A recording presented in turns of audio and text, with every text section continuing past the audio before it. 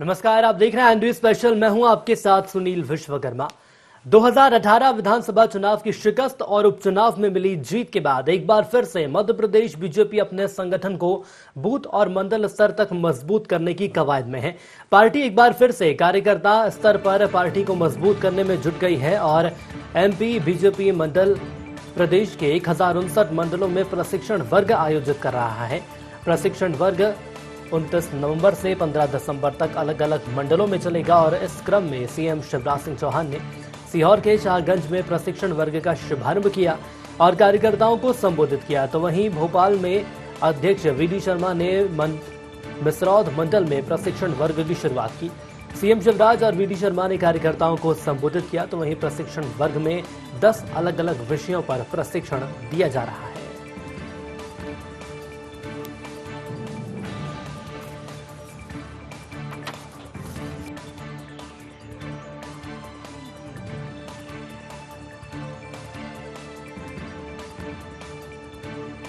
तो आपको बता दें कि 29 नवंबर से 15 दिसंबर तक सीहोर के 19 मंडल में ये कार्यक्रम होना है। इसके अलावा यदि मैं बात करूं तो प्रदेश की 1059 मंडलों में प्रशिक्षण वर्ग की शुरुआत हो चुकी है।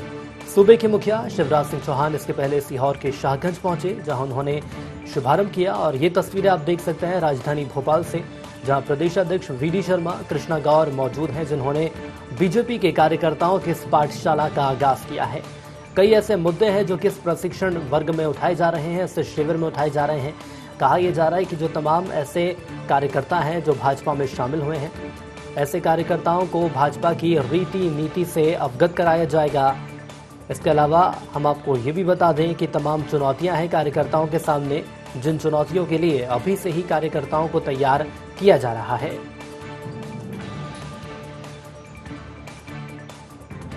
भारतीय जनता पार्टी एक कार्यकर्ता आधारित दल है। यहाँ कोई भी आता है, कोई भी जाता है, तो जो आए हैं वो भाजपा के कार्यकर्ता हैं।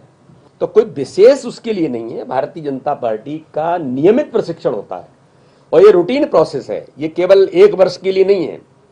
और अभ्यास वर्ग प्रशिक्षण को भी एक बार से काम नहीं चलता, ये नियमित चलने वाली प्रक्रिया है। सतत हम काम करते हैं, सतत प्रक्रिया में हमारे अभ्यास वर्ग होते हैं, उसी की रूटीन प्रोसेस में ये अभ्यास वर्ग है। मैं मध्य प्रदेश के किसानों की तरफ से प्रधानमंत्री श्रीमान नरेंद्र मोदी जी का अभिनंदन करता हूं कि उन्होंने शानदार कानून बनाया और इसे ताली बजाकर आपके स्वागत करें। तो कोई ये वही कांग्रेस है जिसने एक बार मंदसौर में किसानों को निकाल के गोली चलवाने का पाप किया था।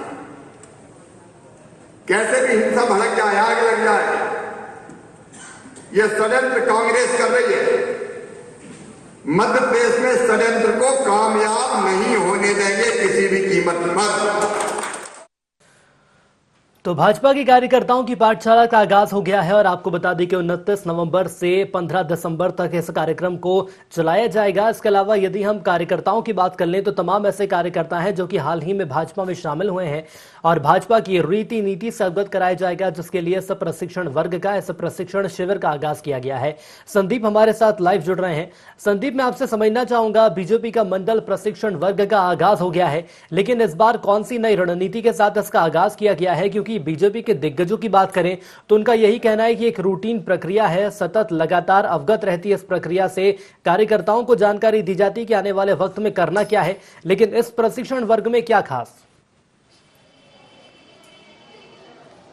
बिल्कुल सुनील, भारतीय जनता पार्टी ने 1059 मंडलों में अपना प्रशिक्षण वर्ग शुरू कर दिया है। आगाज भोपाल से बीजेपी प्रदेश अध्यक्ष वीडी शर्मा और सीहोर से प्रदेश के मुखिया सीएम शिवराज सिंह चौहान ने किया है, जिसमें कि अगर हम बात करें तो भारतीय जनता पार्टी जो हर साल इस तरह का कार्यक्रम आयोजित करती है प्रशिक्षण वर्ग का, लेकिन अगर हम बात करें तो ये अलग इसलिए माना जा रहा है क्योंकि इस बार बड़ी संख्या में भारतीय जनता पार्टी में कांग्रेस के कार्यकर्ता भी समाहित हुए हैं। क्योंकि जिस तरह से ज्योतिरादित्य सिंधिया के समर्थकों के आने की बात कही जा रही थी, तो इस बात में कोई शक नहीं है कि भारतीय जनता पार्टी में कांग्रेस के हजारों हजार कार्यकर्ता समाहित हुए हैं। लिहाजा इस बार ये कुछ ज्यादा और अलग माना जा रहा है। ये प्रशिक्षण वर्ग सभी कार्यकर्ताओं को भाजपा की रीति और नीति बताई जा रही है। 10 अलग अलग विषयों पर यहाँ पर जानकारी दी जाएगी कार्यकर्ताओं को, उनको तैयार किया जाएगा। अलग इसलिए भी माना जा रहा है क्योंकि आगे चल करके नगरीय निकाय फिर उसके बाद पंचायत के चुनाव आयोजित होंगे। लिहाजा कार्यकर्ताओं को यहाँ पर रिचार्ज भी किया जा रहा है। क्या रणनीति रहेगी पार्टी के, क्या उद्देश्य हैं, क्या विचारधारा है पार्टी की, ये सारी चीजें यहाँ पर कार्यकर्ताओं को बताया जा रहा है और फिर आगे की रणनीति पर विचार किया जा रहा है। जी सुनील। बिल्कुल संदीप, मैं आपसे ये भी समझना चाहूंगा, यदि कार्यकर्ताओं की बात करें, खास तौर पर जमीनी स्तर के कार्यकर्ता, मंडल स्तर के कार्यकर्ता, जिन्हें भाजपा की रीढ़ की हड्डी भी कहा जाता है, आने वाले वक्त में चुनाव है ये साफ हो गया है, लेकिन अभी से ही यदि कार्यकर्ताओं को तैयार किया जाएगा तो क्या ये कहा जा सकता है, भले वो निकाय चुनाव हो या इसके अलावा अन्य चुनाव हो, जमीन अभी से तैयार की जा रही है? बिल्कुल सुनील, भारतीय जनता पार्टी जिस तरह से कैडर बेस पार्टी मानी जाती है और वो पूरे 5 साल चुनावी मोड में होती है, यानी कि 5 साल में कभी भी चुनाव हो तो भारतीय जनता पार्टी हमेशा तैयार रहती है। नतीजा भी आपने देखा, इसकी बानगी देखने को मिली। उपचुनाव के दौरान भारतीय जनता पार्टी के कार्यकर्ता जिस तरह से रिचार्ज मोड में दिखे, जिस तरह से पूरी ऊर्जा उनमें देखने को मिली, जोश देखने को मिला, वो कहीं ना कहीं कुछ अलग ही दिखाता है। जिस तरह से 2018 में भाजपा को करारी हार का सामना करना पड़ा था और फिर उसके बाद चुनाव हुए 28 सीटों पर, और 28 सीटों पर चुनाव होने के बाद भारतीय जनता पार्टी के कार्यकर्ता जिस तरह से सत्ता अपने हाथ में लेने के लिए बेचैन दिखे और उन्होंने पूरे उत्साह के साथ पार्टी के लिए काम किया, जैसे कि खुद व्यक्तिगत के लिए चुनाव लड़ रहे हैं, तो वो चीजें भाजपा में अलग से ही देखने को मिलती हैं। और ये परिणाम यही है कि जिस तरह से भारतीय जनता पार्टी में लगातार प्रशिक्षण वर्ग आयोजित होते हैं, लगातार बैठकें आयोजित होती हैं, लगातार एक दूसरे कार्यकर्ताओं से संवाद किया जाता है, वही कहीं ना कहीं ये चीज देखने को मिलती है कि उससे सारे कार्यकर्ता रिचार्ज रहते हैं, जुड़े रहते हैं पार्टी से, पार्टी के बड़े नेताओं से जुड़े रहते हैं। जब प्रदेश स्तर का अध्यक्ष जब कार्यकर्ताओं से संवाद करता है, उनसे डायरेक्ट मुलाकात करता है, तो कहीं न कहीं उनमें एक खुशी रहती है। चलिए, बिल्कुल एक खुशी रहती है और आत्मविश्वास भी दोगुने स्तर पर पहुंच जाता है, क्योंकि यदि पार्टी के दिग्गज आपके बीच पहुंचते हैं तो लक्ष्य भी साफ हो जाते हैं। आप हमारे साथ बने रहिएगा। हमारे साथ बीजेपी प्रवक्ता राजपाल सिंह सिसोदिया जुड़ चुके हैं। सिसोदिया जी, बहुत स्वागत आपका ND24 में। जी नमस्कार। बिल्कुल सिसोदिया जी, मैं समझना चाहूंगा, पार्टी की विचारधारा हो, संस्कृति हो या इतिहास हो, तमाम बातों पर प्रशिक्षण दिया जा रहा है कार्यकर्ताओं को। हालांकि कहा यह जाता है कि सतत प्रक्रिया है और नियमित रूप से ये रूटीन चलता है भाजपा के अंदर, लेकिन क्या इस बार खास देखने को मिलेगा, क्योंकि तमाम ऐसे बड़ी संख्या में कांग्रेसी हैं जो कि अब भाजपा में शामिल हो गए हैं और अब वो भाजपाई हो गए हैं? नहीं, इस बार यह सहयोग जरूर बना है। इससे इस बात से की स्वीकार्यता है कि इस बार यह संयोग बना है, परंतु वास्तविक में क्या है कि भारतीय जनता पार्टी की प्रति 3 वर्ष में जो संगठनात्मक चुनाव होते हैं, चाहे वो हमारी ग्राम पंचायत स्तर की इकाई हो, चाहे हमारे मंडल की इकाई हो, चाहे हमारे जिले की हो, प्रदेश की हो या राष्ट्रीय स्तर की इकाई हो, 4 स्तर पर हमारा 4 टियर जो है हमारा ये पूरा संगठन का स्ट्रक्चर है। अब मंडल स्तर के जो हमारे वो कार्यकर्ता है जो इस बार पदाधिकारी बने हैं, मंडल अध्यक्ष से लेकर तो मंडल के पदाधिकारी और मंडल की कार्य समिति में आए हैं, उन लोगों को प्रशिक्षण हो रहा है। वास्तविक में यह प्रति 3 वर्ष में होने वाला एक स्थायी कार्यक्रम है भारतीय जनता पार्टी का। भारतीय जनता पार्टी की संवैधानिक व्यवस्था है कि भारतीय जनता पार्टी में प्रशिक्षण वर्ग का एक स्थायी सेल होता है हमारा, उसका प्रदेश का प्रभारी से लेकर जिले के प्रभारी तक के उसके प्रभारी होते हैं और वे लोग सतत इस बात की चिंता करते हैं।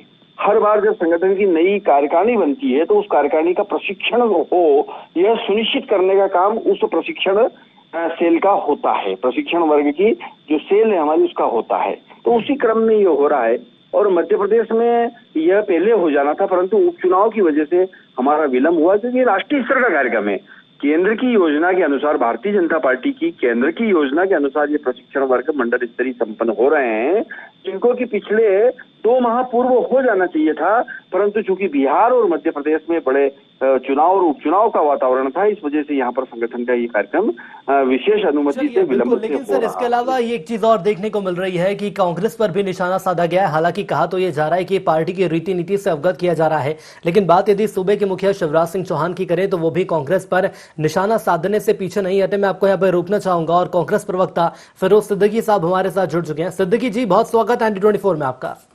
जी धन्यवाद। सिद्दीकी जी, वैसे तो प्रशिक्षण वर्ग भाजपा का कार्यक्रम है और यदि कांग्रेस की बात करें तो कांग्रेस का यही कहना रहता है कि मजबूत करने के लिए यदि पार्टी कोई अपने लिए काम कर रही है तो बेहतर है, लेकिन मैं समझना चाहूंगा सीएम के निशाने पर एक बार फिर कांग्रेस रही और कहा यह जा रहा है कि किसानों के मुद्दे पर कांग्रेस किसानों को भड़काने का काम कर रही है। देखिए, भारतीय जनता पार्टी जो है गलतियों से सीखने वाले लोग नहीं है। ये इनके साथ परेशानी ये है कि जब 2017 का आंदोलन हुआ था तब भी भारतीय जनता पार्टी यही बात कह रही थी, तब भी किसानों से उन्होंने चर्चा नहीं की, कोई मिलने नहीं गया, किसानों के ऊपर बर्बरता की गई और आखिर में गोली चालन हुआ और हिंसक हो गया आंदोलन। और आज भी यही हो रहा है कि भारतीय जनता पार्टी यही बात कह रही कि ये किसानों को भड़का रहे हैं हम। अगर हमारे भड़काने से किसान आ रहे हैं तो ये वोट कहाँ से आए थे? ईवीएम ने दिए थे क्या? किसानों ने ही आपको वोट दिए थे, सरकार भी आपकी किसानों ने ही बनवाई थी। तो आज आप किसानों के पास जा क्यों नहीं रहे? कांग्रेस पार्टी की मांग है कि आप जाएं और सरकार बिना शर्त किसानों से चर्चा करे और ये काले कानून तीनों वापस ले, एमएसपी की गारंटी दे। इसमें क्या तकलीफ क्या है? जहां तक प्रशिक्षण वर्ग का सवाल है तो आप प्राइवेट लिमिटेड कंपनी के लोग जो आए हैं उनको देखते हैं भारतीय जनता पार्टी कितना प्रशिक्षित कर पाती है। ना तो वो भारतीय जनता पार्टी के और बरसों बरस कांग्रेस में रहे, कांग्रेस के नहीं हो पाए, तो अब भारतीय जनता पार्टी प्रशिक्षण में ऐसा क्या सिखा देगी? ये देखने वाली बात है कि सिंधिया प्राइवेट लिमिटेड कंपनी जो है वो क्या क्या सीख पाती है और कितनी इनकी रीति नीति पे खरी उतरती है, ये आगे भविष्य बताएगा। चलिए राजपाल जी, मैं आपके पास आना चाहूंगा और यहाँ पर कृषि कानून की बात निकलकर सामने आई है। देश भर की यदि बात करें तो किसानों के द्वारा हंगामा किया जा रहा है और कांग्रेस का ये साफ तौर पर मानना है कि जो किसानों के लिए बिल बीजेपी लेकर आई है, केंद्र लेकर आई है, वो काले बिल हैं। और दूसरी ओर बीजेपी की बात करूं तो बीजेपी का ये कहना है कि इन्हीं बिलों के आधार पर किसानों का कायाकल्प होने वाला है, स्वर्णिम जो भविष्य है वो किसानों का इन बिल के पीछे है। यह वह बिल है जिसके अंदर ली हुई बातें या स्वीकार की हुई बातें वही बातें हैं जो 2019 के कांग्रेस के केंद्र के चुनाव में अपने घोषणा पत्र में लिखी हुई बातें थी। तो या तो फिर कांग्रेस ने अपने घोषणा पत्र में जो बातें लिखी थी वो गलत है, या फिर जब पार्लियामेंट में यह बिल आया तब वहां कांग्रेस ने अपनी आवाज नहीं उठाने का काम किया। और जब ये बिल पास हो गया तो उसके बाद में पंजाब जैसे भी राज्य जो कांग्रेस जहां पर कांग्रेस की सरकार है वहां से क्यों आंदोलन की आवाज उठ रही है? और अगर वहीं से आंदोलन की आवाज उठ रही है पंजाब जैसे राज्यों से, तो फिर वहां की सरकार उनको मदद करके और जिस प्रकार से किसानों को दिल्ली भेजने का काम कर रही है, तो क्या समझ में नहीं आ रहा कि ये कांग्रेस पोषित आंदोलन है? ठीक है, उसके बाद भी कांग्रेस पोषित हो चाहे किसी भी दल से पोषित हो, अगर किसानों की समस्याओं को लेकर किसानों ने अपनी बात रखने का काम किया है और शांतिपूर्ण तरीके से रखने का काम किया है, तो केंद्र की सरकार बराबर उन किसानों की बातों को सुनने का भी काम करेगी और उनकी जायज मांगों को भी लाने का काम करेगी, सुनने का काम करेगी। परंतु ये जो कांग्रेस जिस प्रकार से दुष्प्रचारित करने का काम कर रही कि ये जो बिल है, इस बिल से किसानों का जो है नुकसान होगा और घाटा होने का होगा, ये गलत प्रचारित कर रही है। वास्तविक में इस बिल से किसानों की दशा दिशा सुधरने वाली है, किसानों की माली हालत अच्छी होने वाली है। जो किसान इस बिल के अमेंडमेंट को, इस बिल के पास होने के बाद इसकी विषय वस्तु को समझ गया है, वह इसकी भूरी भूरी प्रशंसा करने का काम कर रहा है। परंतु वह किसान जो कहीं न कहीं राजनीति से प्रेरित है और अथवा किसी राजनीतिक दल के द्वारा उसे दिग्भ्रमित करने का काम कर दिया गया है, वह किसान जरूर इसमें विरोध करने का काम कर रहा है। लेकिन सर मैं ये भी समझना चाहूंगा, यदि कांग्रेस किसानों को भड़काने का काम कर रही है, दिग्भ्रमित करने का काम कांग्रेस कर रही है, तो जो तमाम बीजेपी के कार्यकर्ता हैं उन्हें भी तो जिम्मेदारी सौंपी जा सकती है कि आप जाइए जमीनी स्तर पर किसानों से मिलिए या आप लोग खुद जाकर मिलिए। सत्ता में आप लोग हैं, संगठन आप लोगों का है। किसानों की यदि दिग्भ्रमित हो रहे हैं या यदि किसान गलत रास्ते पर जा रहे हैं तो सही रास्ते पर लाने का काम भी आप लोगों का है। नहीं, निश्चित तौर पर किसानों के बीच में इस बिल से क्या होने वाले फायदे हैं उसको बताने का काम समय समय पे भारतीय जनता पार्टी ने करने का काम किया है। पिछले दिनों हमारे सांसदों ने भी प्रत्येक जिला मुख्यालय पर जाकर इस प्रकार से किसानों की गोष्ठी करके उनको इसके फायदे बताने का काम किया था। हमारे नेता तमाम समय समय पर इस प्रकार के इस बिल के पास होने के बाद में किसानों को क्या लाभ मिलेगा वो बताने का काम कर रहा है, और उसी का नतीजा है कि जो बात का हमारी सुनने का काम कर रहा है, जो हमारी बात को समझने का काम कर रहा है, जो हम पे भरोसा कर रहा है, हम पे विश्वास कर रहा है, वह किसान इस बात को मान रहा है कि निश्चित तौर पर मोदी जी के द्वारा कृषि में एक क्रांतिकारी बदलाव लाने एक वाला सवाल का और जवाब दीजिएगा। फिरोज जी ने यहाँ पर एक सवाल उठाया था कि जो हमारे थे वो हमारे नहीं हो सके और दूसरी पार्टी में चले गए, निशाना यहाँ पर सिंधिया समर्थकों को लेकर साधा जा रहा है। आखिर इन्हें क्या प्रशिक्षण दिया जाएगा, क्योंकि कांग्रेस का ये मानना है कि वो हमारे नहीं हो पाए तो बीजेपी के क्या होंगे? देखिए, हम तो न तो बीजेपी के होने की बात प्रशिक्षण में दे रहे हैं और न किसी व्यक्ति विशेष की बात कर रहे हैं। यह प्रशिक्षण एक श्रेणी वाइज कार्यकर्ताओं का प्रशिक्षण है। उस प्रशिक्षण के माध्यम से हम भारतीय जनता पार्टी की विचारधारा, हमारा इतिहास के विगत 6-7 साल में दिल्ली की केंद्र की सरकार के द्वारा जो हमने अंत्योदयी प्रयास करे उनके बारे में बताना, मध्य प्रदेश की सरकार की उपलब्धियों के बारे में बताना, सोशल मीडिया के माध्यम से किस प्रकार से व्यक्तित्व निर्माण की बात करना, सोशल मीडिया के लाभ फायदे बताना, इस प्रकार भिन्न भिन्न वैश्विक विषयों के ऊपर कार्यकर्ताओं का प्रशिक्षण है। यह किसी के होना या किसी के नहीं होने का प्रशिक्षण नहीं है, ये सिर्फ विचारधारा के प्रति समर्पित होने का प्रशिक्षण है। और विचारधारा को जिसने समझ लिया, विचार को जिसने समझ लिया, जिस विचार को लेकर भारतीय जनता पार्टी काम कर रही है, उस विचार को अगर किसी ने अंगीकार कर लिया तो वो फिर भारतीय जनता पार्टी के लिए काम करेगा, फिर वो व्यक्ति के लिए काम नहीं करेगा। यहाँ पे मैं सर आपको रोकना चाहूंगा, मैं एक बार फिर फिरोज जी के पास आना चाहूंगा। फिरोज जी, यहाँ पर आपने सुना होगा राजपाल जी को, जिनका ये कहना है कि किसान आंदोलन तो भले ही कर रहे हैं लेकिन इसके पीछे हाथ कांग्रेस का है। अब कांग्रेस का क्या रुख रहेगा किसानों को लेकर? देखिए, ये जितनी भी बातें कह रहे हैं ये असत्य कह रहे हैं। पंजाब के ही अकेले किसान नहीं है, हरियाणा के किसान भी है, राजस्थान के भी किसान है। मैं आपको मध्य प्रदेश के भी हजारों की संख्या में वहाँ किसान बता सकता हूँ। और आज ही मेरठ का हाईवे जाम है, मथुरा का हाईवे जाम है, भारतीय किसान यूनियन जो है वो उसने जाम लगा रखा है। भारतीय जनता पार्टी को इतिहास समझना चाहिए। ये जो हमारा इंडो गैंगेटिक प्लेन है, पंजाब का और वेस्टर्न यूपी, कुछ राजस्थान का हिस्सा, हरियाणा, इस हिस्से में हमेशा ये किसान आंदोलनों की अगुवाई करता आया है इस इलाके के किसान। और वो अकेले पंजाब के हों या हरियाणा के कहीं के भी किसान हो, वो अकेले अपने लिए कानून की मांग नहीं कर रहे हैं, वो पूरे देश के किसानों की लड़ाई लड़ रहे हैं। और पूरे देश के किसानों के लिए एमएसपी की गारंटी मांग रहे हैं वो सरकार से कि अगर आप हमको एमएसपी देना ही चाहते हो तो एक कानून में एक लाइन लिख दीजिए। तो मेरे हिसाब से तो ये जायज मांग है किसानों की कि अगर अब हमको उसको मिनिमम समर्थन मूल्य, फैक्ट्री वाले को मैक्सिमम रिटेल प्राइस मिल सकती है तो हमारे किसान को मिनिमम सपोर्ट प्राइस क्यों नहीं मिल सकती, ये बड़ा सवाल है। अब आज 70 साल हो गए देश को, किसानों ने बहुत उत्पादन किया, देश को अन्न खिलाया, तो आज हम अगर एक लाइन की का कानून बना के उनको गारंटी दे देते हैं तो इसमें कोई बुराई नहीं है। सरकार को इस ओर चलना चाहिए और कांग्रेस भी इस बात को लेकर समर्थन करेगी और किसानों को जल्द से जल्द उनकी मांगे पूरी करके ये नेशनल हाईवे जितने हैं ये सारे खुलवाए जाए। आम जन भी इससे कहीं ना कहीं प्रभावित हो रहा है। लेकिन फिरोज जी, आप लोग ये कह रहे हैं कि यदि एमएसपी की गारंटी होती है तो किसानों के साथ हम भी आएंगे और किसानों की हौसला अफजाई करेंगे। लेकिन दूसरी ओर बीजेपी की बात की जाए तो बीजेपी तो कह ही रही है कि प्रोपेगेंडा है कांग्रेस का, किसानों के पीछे हंगामा किया जा रहा है। मंदसौर में भी कुछ वही तस्वीरें सामने आई थी, अब एक बार फिर कुछ वही तस्वीर सामने आई है और इसके पीछे यदि कोई है तो वो है कांग्रेस। सवाल ये सामने आ रहा है कि किसान आखिर संतुष्ट कैसे हो? देखिए, किसान संतुष्ट इसी बात से होंगे। किसान, आपने कभी 2014 से पहले फसल लागत मूल्य जैसा कोई शब्द सुना था? किसी ने नहीं सुना था।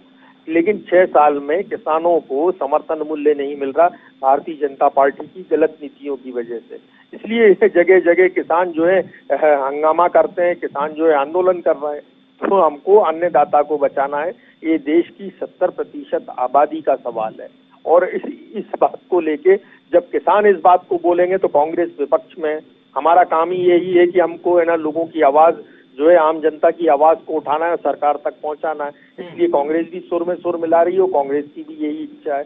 अगर हमारी सरकार होगी, जिस दिन भी केंद्र में, हम ये तीनों काले कानून रद्द करेंगे, किसानों को एमएसपी जो मिनिमम समर्थन मूल्य वो देंगे। और कांग्रेस ने संसद में बहुत लड़ाई लड़ी, तो हमारे नेता गुलाम नबी आजाद जो लीडर ऑफ अपोजिशन है वो, उन्होंने और सभी विपक्ष के सांसदों ने पैदल मार्च किए थे करके और राष्ट्रपति को ज्ञापन सौंपा है। तो ऐसा नहीं है कि ये गलत बात कह रहे हैं कि संसद में कांग्रेस चुप थी, संसद में भी कांग्रेस ने बराबर लड़ाई लड़ी। बराबर कांग्रेस ने हिस्सेदारी निभाई है। ठीक है सर, रुकना चाहूंगा। राजपाल जी, एक और बिंदु पर मैं आपका प्रकाश डालना चाहूंगा, समझना चाहूंगा आपसे। यदि हम कृषि बिल की बात करते हैं, यदि कृषि बिल इतना ही मजबूत है तो फिर किसान आखिर सड़कों पर क्यों है? और बीजेपी की बात की जाए तो बीजेपी आखिर क्यों कार्यकर्ताओं को जिम्मेदारी नहीं देती कि जाइए किसानों को समझाने की कोशिश करिए? कांग्रेस विपक्ष में है, विपक्ष का काम ही मुद्दों को उठाना होता है, लेकिन यदि वही मुद्दे उठते हैं और वो हिंसक प्रदर्शनों में तब्दील हो जाते हैं तो उसके पीछे खामियां किसकी सामने आ रही हैं? देखिए, निश्चित तौर पर कोई सोया हुआ है तो उसे जगाया जा सकता है, परंतु कोई सोने का अगर ढोंग कर रहा है तो उसे हम कैसे जगाएं? बताइए आप। वास्तविक में क्या है कि वो किसान नहीं है जो वास्तविक में किसान है, ये कांग्रेस के द्वारा प्रायोजित वो लोग हैं जो कोई बात समझने को तैयार नहीं है। जो वास्तविक में किसान है, जब उसे ये समझाया गया है कि एमएसपी अपनी जगह है, इस बिल के आने से कोई एमएसपी पे खरीदी बंद हो जाएगी, ऐसा नहीं है। हमने उपज पे जो लागत मूल्य है, उस लागत मूल्य का दुगना मूल्य मिले एमएसपी के माध्यम से, ये सुनिश्चित किया है। हमने एमएसपी बढ़ाने का काम किया है। तो फिर राजपाल जी ये मान लिया जाए कि जो नीतियां हैं, जो नॉर्म्स बनाए गए हैं, जो नियम बनाए गए हैं, वो किसानों तक नहीं पहुंच पा रहे, या कम्युनिकेशन का गैप हो रहा है जिसके चलते किसान सड़कों पर हैं? बात को ऐसे समझना पड़ेगी कि भोजन परोसने के लिए पत्तल के ऊपर सब्जी और पूरी तो आ गई है, पर वो सब्जी पूरी आ गई, इस बात पे गुमराह करके ये कहा जा रहा है कि रायता क्यों नहीं आ रहा है, और ऐसा क्योंकि रायता ढोला जा रहा है। वास्तविक में एमएसपी का विषय अलग है। जो मेरे भाई अभी उठा रहे थे एमएसपी का विषय, वो अलग है विषय है। एमएसपी पे खरीदी केंद्र की सरकार के द्वारा की जाती है, वो की जा रही है। मध्य प्रदेश में भी अगर बात करेंगे तो गेहूं एमएसपी पे खरीदा गया, धान खरीदा गया, और एमएसपी को केंद्र की सरकार ने बढ़ाने का काम भी किया। यह जो बिल है, यह बिल मंडी के कानूनों में संशोधन का है। यह बिल किसान को उपज जो लागत लगती है उपज के ऊपर, उसका दुगना देने का सुनिश्चित करना है। यह बिल कहीं न कहीं किसान को आर्थिक रूप से सक्षम बनाने वाला बिल है। इसमें एमएसपी वाला विषय अलग है। बिल्कुल सर, तमाम ऐसे मुद्दे सामने आ रहे हैं। वही समझना चाह रहा हूं कि यदि इतने सारी बातें सामने आ रही हैं, उसके बावजूद भी किसान सड़कों पर है, तो उसके पीछे काम में नाकामयाब हमारी सरकार के पीछे भी सरकार की रणनीतियों पर भी आती है, क्योंकि यदि सरकार की नीतियां साफ होती तो किसान इस बिल को ज्यादा बेहतर तरीके से समझ पाता। राजपाल जी, मैं आपको यहाँ पे रोकना चाहूंगा। फिरोज जी, आपके पास आकर मैं एक अंतिम प्रतिक्रिया चाहूंगा। यदि पूरे मुद्दे की हम बात करें तो राजपाल जी के हिसाब से यदि मैं परिभाषित करूं तो किसानों को लेकर रायता फैलाने का काम कांग्रेस कर रही है।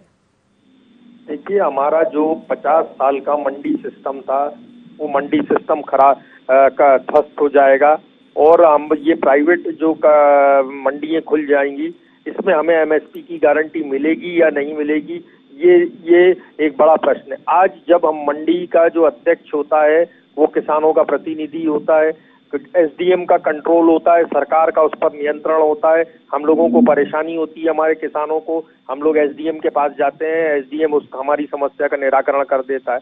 अब सरकार ने एक कानून लाके अपने ही हाथ कटवा लिए, ये तो हुई एक बात। दूसरी बात, कोई भी विवाद हो जाए आप अदालत नहीं जा सकते। क्यों भाई, हम क्यों कोर्ट नहीं जा सकते?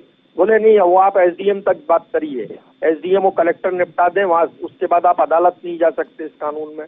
ऐसा क्यों है? चलिए, बिल्कुल कई ऐसे कानून की बातें सर आपने यहाँ पर बता दी हैं जिनके पीछे कहीं ना कहीं ड्रॉबैक भी सामने आ रहे हैं, और कुछ वही चीजें शायद किसानों के बीच जा रही हैं, इसलिए किसान जमीन पर नजर आ रहे हैं। बेलार, आप दोनों हमारे साथ जुड़े, इसके लिए आप दोनों का बहुत धन्यवाद। एक बार फिर संदीप की ओर चलेंगे। संदीप, यहाँ पर किसानों की बात तो हमने कर ली, लेकिन एक बड़ी चीज यहाँ पर निकलकर सामने साफ आई है कि जो किसान है उसको लेकर अभी तक कांग्रेस का और ना ही बीजेपी का नजरिया स्पष्ट है। क्योंकि यदि नजरिया स्पष्ट होता तो जो तमाम किसान है, बात हरियाणा की करें, पंजाब की करें या मध्य प्रदेश की करें, किसान सड़कों पर नहीं होता। वैसे में सरकार की क्या जिम्मेदारी बनती है, और प्रशिक्षण वर्ग का जो आगाज किया गया है, इसकी कितनी भूमिका देख रहे हैं आप?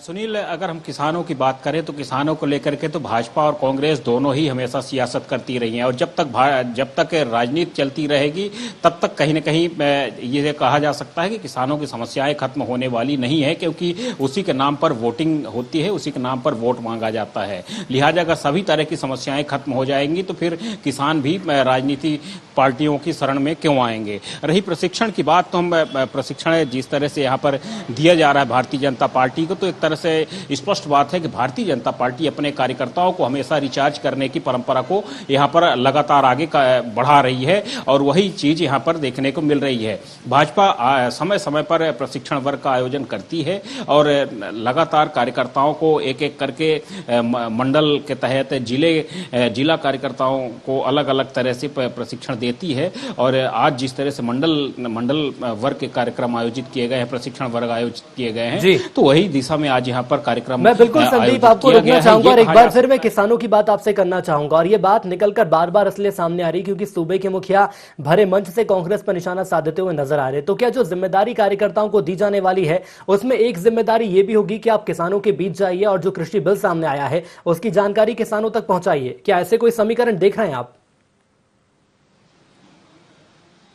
बिल्कुल। कल हमारी कृषि मंत्री कमल पटेल से बात हो रही थी। उन्होंने खुले तौर पर कहा था कि वो न सिर्फ भारतीय जनता पार्टी के कार्यकर्ताओं को बल्कि अब जो कृषि विभाग के अधिकारी कर्मचारी हैं उनको भी अब गांव-गांव भेजेंगे और ये जो कृषि बिल है, कृषि बिल के प्रति उन किसानों को और ग्रामीणों को जागरूक करने की कोशिश की जाएगी। गाँव में चौपाल लगाई जाएगी कि ये कृषि बिल उनके लिए कितना लाभकारी है, उससे उनके लिए कितने फायदे हैं। और कल जिस तरह से भी आपने देखा कि स्मार्ट किसानों के लिए एक स्मार्ट कार्ड भी जारी करने की सरकार ने ऐलान किया है, तो ये उसी दिशा में ये कदम बढ़ाया जा रहा है कि किसानों को किसी भी तरह से समस्याएं न हो। मध्य प्रदेश की सरकार कुछ अलग तरीके से ही काम करने की कोशिश कर रही है। किसानों को आगे बढ़ाने के लिए मध्य प्रदेश की सरकार अलग से मॉल खोलने की भी बात कर रही है। जितनी भी मंडियां हैं सभी मंडियों के पास एक एक मॉल खोले जाएंगे ताकि सारे किसान अपने स्मार्ट कार्ड के माध्यम से उन मॉल में जाकर के कृषि से संबंधित या अपनी रोजमर्रा की जो वस्तुएं हैं वो सारी खरीद सके और उसमें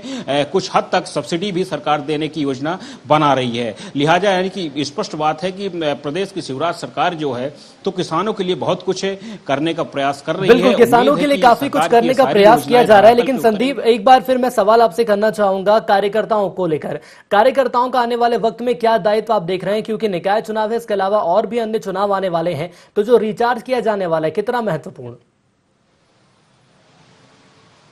अब देखिए कार्यकर्ताओं की रोल अब यहाँ ज़्यादा बढ़ जाता है क्योंकि अब जो चुनाव है वो जनता से जुड़े चुनाव है। अगर हम बात करें तो जो नगरीय निकाय चुनाव है और फिर उसके बाद पंचायत के चुनाव हैं, यानी कि अब छोटे कार्यकर्ताओं का यहाँ पर अहम रोल होगा।